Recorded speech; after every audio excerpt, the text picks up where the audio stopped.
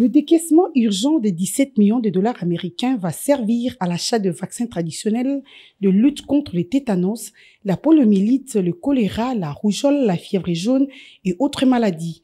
Une façon de sauver des vies et protéger les enfants congolais contre les maladies préventives par la vaccination.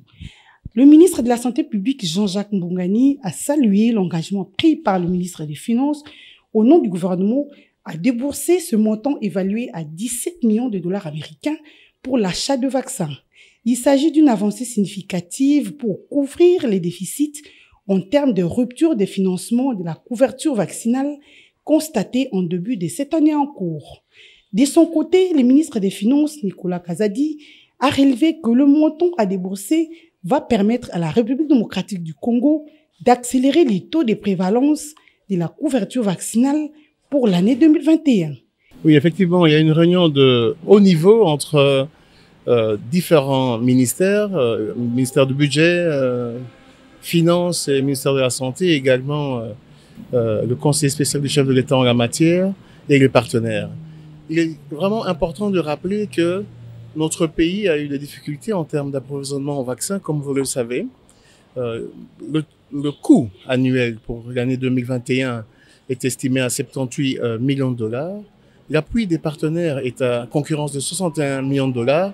Dans le reste, les 17 millions de dollars est un effort de notre gouvernement.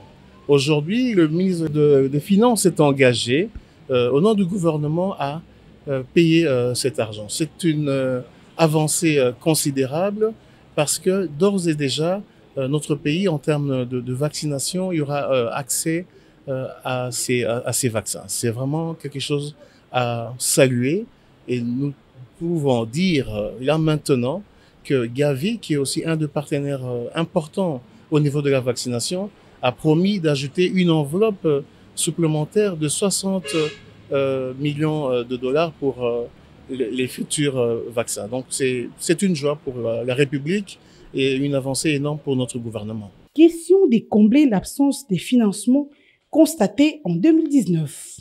D'abord, c'est important de rappeler qu'en 2019, le chef de l'État a engagé son leadership sur la question des vaccins. Et grâce à ce leadership, des efforts ont été consentis qui ont permis d'amener le taux de couverture vaccinale pour les enfants, pour la République, d'environ 30% à 53%.